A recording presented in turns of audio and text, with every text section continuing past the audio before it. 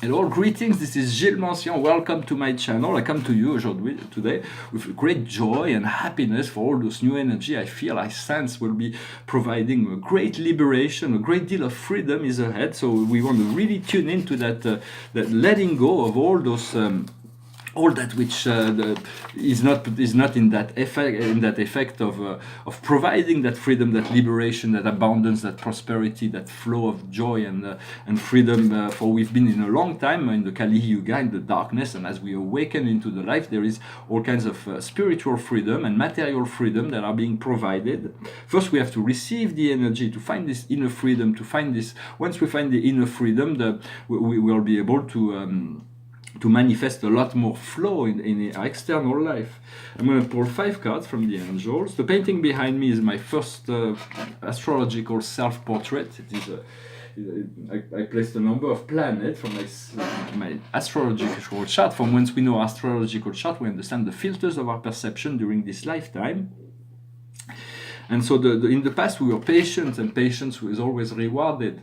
The highest wisdom, the highest rewards of patience is patience. When you're patient, you're not in a hurry, therefore you achieve patience by being patient. And right now we trust. We're in the state of trust. So it is about trusting. The more we trust, the more we feel uplifted.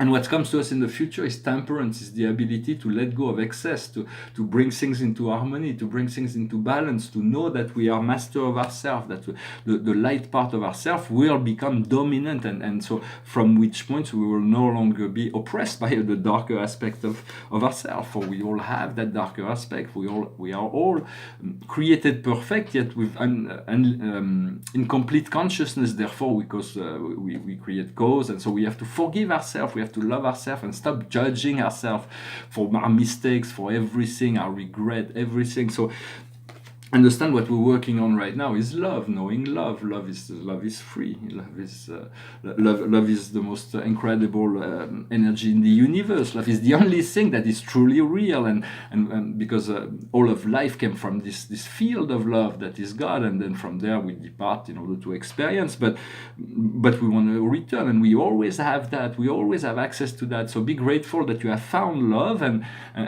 love is not wisdom. Love is not power. Love is not anything else but love. It is love. It is there is nothing else but love. And so we focus on that. We know that. We tune into that. We call on that. And you can ask your guide, say, beloved guide, I am very grateful for removing from my field of consciousness all fears, all illusions, all regrets, all judgment I may have on myself or others, so I can discover the freedom and discover my true self, or who I am, who I truly am. And the outcome to this process of discovering love is to communicate. We'll be able to share that love, to share that through communication, through words. For words carry light and love and wisdom. For it depends what the words carry. For it is not so much the words that are being said, it is the energy that it carries. And so first you tune into that frequency, and then you communicate it. I wanted to speak briefly about fears. For fear, there's no need to be afraid of fears. Fear is a construct that is useful. There is all kinds of fears. Fears has had a very painful role in our evolution. For she's like it's very it's not really, but somebody had to fulfill that role. And so first there has fear is an illusion. It is a phantomatic shadows that are placed on our consciousness. And so there is all kinds of fear. There is a natural fear. If you're faced with a rhinoceros, or you're crossing the forest and you're faced with a bear, there's a natural fear. It's something we can overcome that. It's like, just stand still, breathe, and do not look in the eyes the bear. Just breathe, and hopefully he will pass away, and you'll be safe. But those fears are natural. Then there is the unconscious fear. Those things are preventing us from doing crazy things. So those things are good too. And then there are people that are addicted to fear. They go to see horror movies, and then they become paranoid, and then they project all those nightmares within or they carry all this nightmare of fear, as they make it real. For fear is not only real if we use it, if we make it real. And so Fear is the first thing that we want to deactivate from our heart and from our base and from our navel and from any chakras we wanted. So the fears we can work on. There is a domain of fear for. We say, well, let us bring all our fear here now. Yeah, let us all. So they're all here. All our fears, and so we say, well, fears, thank you so much for everything you do to me. I love you so much. Whenever you no longer need it, you can return to the source, and we won't see each other, but thank you for everything you've done to me. Amen, amen, amen. So the fears is gone now. So let us make that little decree. But the fears I want to talk about may come back, and those are habitual fears. We all have, everybody's got habitual fears. The easy example is like an alcoholic that does not have alcohol, or a smoker that's run out of tobacco will have this like habitual fear. But those are just signs that there is a dysfunction that is in the mind. It is a process that's been going on for a long time, so it keeps coming back. But as you disconnect those fears, you find a great deal of because those are really where it's not about just the substance, but it can be about food, it can be about TV, it can be about the internet, it can be about telephone, it can be about sport, it can be about success, anything that excessive that becomes an unconscious choice. For that, those are the things because fear will bring us back to the unconscious choice. So those are the words. So whenever it comes, just breathe and send light to yourself and forgiveness. I forgive myself for whatever past I've been in the past. For we wanna, when memory comes, it is because our blood, our primary DNA is the primary Akash is our DNA, and there is so much that is unknown. We only know very little from this material makeup, and psychological makeup is only a tiny little part of what our total program is, and so that the doors open through the blood releases, and then the memory comes in, and it needs to be integrated when memory comes from the past. But what I recommend is to invest in your future, in the future that you want. Don't compromise your dream, don't compromise your vision to God. To create something amazingly big is the same thing as creating something amazingly small. Asking to find a parking space when it is just the same as creating a castle in the clouds. Yes, it is our belief that God can provide for us this parking space, but it cannot provide this castle in the cloud. Well, in a sense, God is the same thing for God to create something big or small. So do not compromise with yourself, and never compromise with yourself. There's many things we can compromise. There are certain things like our true dreams and desire, our principles, our ethic. Those are things that we do not want to compromise, because that's what really makes us who we are. And so I hope this message was interesting for you. I'm going to pull a few cards from those Akash, and the highest wisdom is Amerendian. It is reconnecting to that great spirit, the spirit of the one. And so for the Indians have the highest respect for all archetype of nature, divinity in nature. They have this deep connection and communication. They're very low impact on technology, and we all had past lives with them. What we need to understand is love life.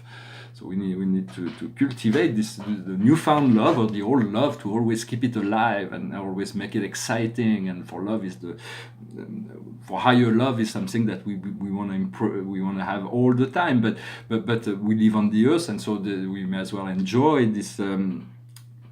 Everybody's got different needs and desires in relation to this love life, but I'm sure it means something to you to understand what works. What we need to do is fear. It is about facing our fear. It is about confronting our fear. It's about embracing our fear. It's about transmuting our fear. It's about understanding our fear until we realize fear and no more need. We have no more need for any fear in our life. And the general message for us will be the liberation, the angels, the higher frequency. For the angels are higher beings of light. They are divine beings. They were created above us, but they will accompany us all the way to paradise. For they are very faithful servant of God, but they are servant of us, and they are mainly, our relationship to them is one of friendship. So we want to be friend with the invisible world of spirit. It's always wonderful to develop those new connections. What else? I wanted to speak of this story, but I will postpone it one more time. Understanding the mistakes are part of the human process. For the supreme command when we left paradise was, be you perfect as your paradise father is perfect. For God is perfect in in infinite sense. It is beyond any comprehension even, because what's the not beyond any comprehension, but it's mostly the goodness of God, his perfection and his infinity of power is very is magnificent, but his goodness and his understanding and his ability to understand all his creature is beyond. It is such a wonderful experience. So we want to reconnect to that, but understanding that we have to strive for perfection.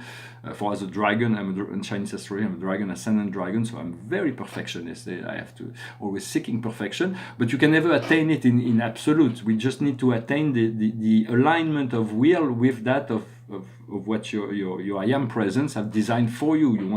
You do not need to be perfect in an absolute sense. You need to be perfect in accepting who you are, to accepting your past, and being open to a new future, something that's completely different from day to day. Eventually, from breath to breath, we'll be able to move from universe to universes with every breath we take. It is we do not know who we are and what the potential of beyond there is the alignment, and then there is a transformation, and then there is the illumination and the transcendence and the ascension, and then there is so much that will be that will be coming as we open ourselves to it. There is a great deal of opportunity. All the doors of heaven and paradise are open. They're wide open. You don't even need to knock. You just need to pass through the door.